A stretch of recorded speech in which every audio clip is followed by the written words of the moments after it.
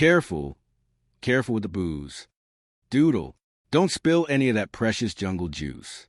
That stuff's more volatile than nitroglycerin. On a hot day, good, good, good. Keep it flowing. Come, come, come. You're all looking at me with eager anticipation. Come on. Whoa, whoa, whoa. Steady there before you knock over the decorations, which would be a severe blow to morale. Doodle, meanwhile, was carefully balancing a precarious tray of particularly potent homemade cocktails, wobbling precariously. The liquid within, a murky concoction of fermented fruit and unidentifiable spirits, sloshed dangerously, threatening to spill its intoxicating contents onto the sandy ground. Well, let's go. Take those crumbs. Nobody wants warm jungle juice, especially not at a 5-star shindig of this magnitude. Rocky then grabbed a megaphone, its metallic surface glinting in the tropical sun. Yeah, me and my lawnmower. Let's go. Hang those garlands. Get them strung up. All right, men. Get your money ready. Line up. The most fantastic wingding of the year, a celebration of epic proportions, is about to start. Give a little sample. Girls, just a quick peek at the marvels to come. That's enough. That's enough. That's too much. Don't spoil the grand reveal for the masses. The anticipation is half the fun. Come right this way. Beautiful. Beautiful. Absolutely stunning. There they go, wiggling their way right into my propaganda. A masterpiece of public relations. Oh, this is going to be spectacular. Boys, a triumph of naval ingenuity and festive spirit. He gestured grandly toward a curtain made of salvaged parachute silk, behind which giggling sounds and the rustle of flimsy fabric could be heard. The scene was set for maximum chaos, designed to offend the most stringent naval officer. Chapter 2. The Admiral's stern gaze and a disastrous dive. Finn McGinty, still trailing Admiral, Iron Jaw, Jericho Jawbreaker by a respectful, but not too respectful, 5 paces, tried desperately to maintain an air of professional composure. The journey from the airstrip to the infirmary felt like a forced march through an obstacle course, designed by a particularly malevolent imp. Jawbreaker, his posture ramrod straight, his eyes scanning every rustle of the palm fronds, seemed emit an aura of chilling discipline, a palpable force field of rigid order that caused even the most determined insects to cease there. Buzzing, Lieutenant Kreider, Jawbreaker's aide, walked just behind the Admiral, his clipboard clutched like a shield, his gaze mirroring his superiors, unflinching and judgmental. Finn, meanwhile, internally sweated an amount of liquid that would have filled a small swimming pool. Every nerve ending thrummed with a panicked anticipation. He knew what awaited them at the infirmary. Commodore Bumble, ostensibly at death's door, but in reality, lurking like a malevolent, purple-faced puppet master. The scenario was a delicate dance between maintaining plausible deniability for Finn and allowing Bumble's elaborate charade to unfold just enough to ensnare the Commodore in his own trap. He also knew that in the immediate vicinity of the infirmary, not too far from his office, was a very air raid shelter where his disguised crew members were currently simmering in a stew of their own sweat and cheap pineapple rum. As they finally approached the infirmary, a single-story, dilapidated structure of peeling white paint and rusted corrugated iron, the sounds of general base activity seemed to dampen, as if even the tropical birds held their breath. From within, Finn could hear the faint, exaggerated groans of a man in theatrical agony. "Ah, the infirmary," Jawbreaker announced, his voice clipped, devoid of any genuine sympathy. He paused before the entrance, a moment of profound contemplation. "I heard that Commodore Bumbleton was struck down by a sudden, severe bout of tropical fever. A pity, or perhaps a convenient absence." He shot a piercing look at Finn, a silent challenge. Finn merely offered his most sincere, non-committal expression.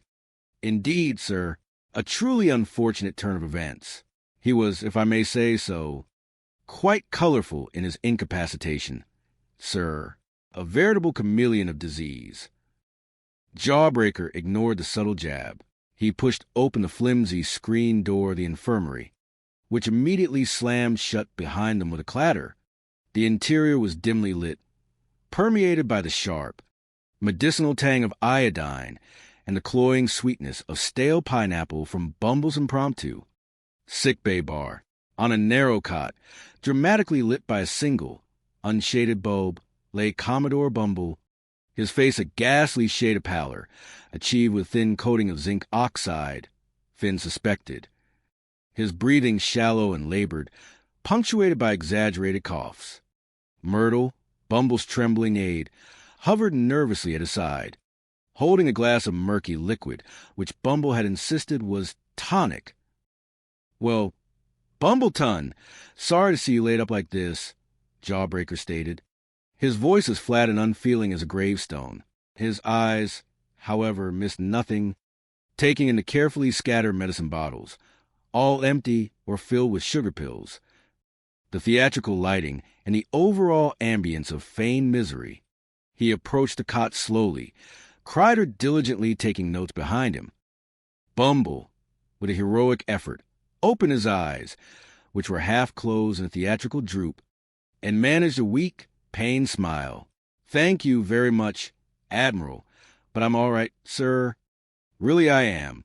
Just a fleeting encounter with the Grim Reaper, sir. A momentary flirtation with the great beyond." His voice was raspy, thin, but possessed an underlying note of eager desperation. He then, with a barely perceptible flick of his eyes, a tiny, almost invisible movement, gestured toward the vicinity of Finn's office, and more specifically, the air raid shelter. "Admiral, please. For my sake, sir, for the sake of naval honor, you've got to go right over to the air raid shelter. Admiral, before it's too late. You won't believe what's going on over there while I'm over here at death's door, suffering the slings and arrows of a contagious malady." His voice cracked with theatrical urgency, betraying his real intent.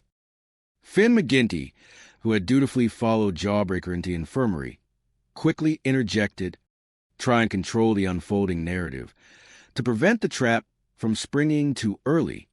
"I'm sure the Admiral has seen 100 air raid shelters like ours, sir. Frankly, Commodore, they're quite dull, really nothing fancy.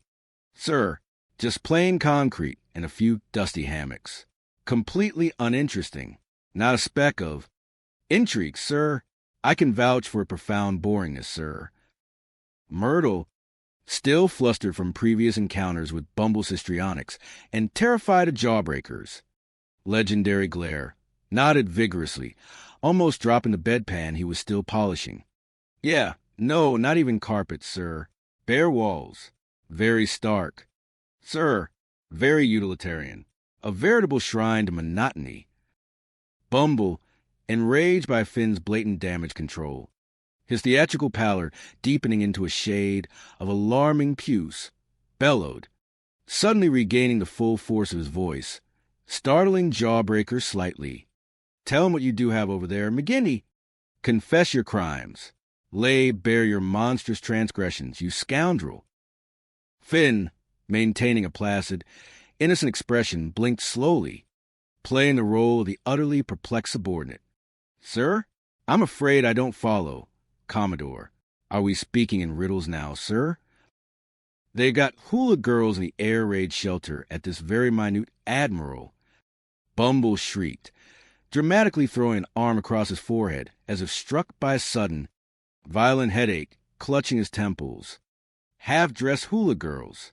McGinty, hula, you scoundrel. Girls who are dancing. Oh, the infamy, Admiral, the utter, unbridled infamy of it all. Such a flagrant disregard for moral probity and naval regulations." Jawbreaker, however, merely looked at Finn, then back at Bumble, a flicker of something unreadable, amusement, exasperation, in his steely eyes. He turned to Lieutenant Kreider, his aide, who was dutifully scribbling every word. "He's delirious, sir," Finn calmly explained, stepping forward, his voice a soothing, professional balm, though his heart was hammering against his ribs. A common symptom of tropical fever, Admiral. They often experience vivid hallucinations. The heat, the stress of command, it does terrible things to the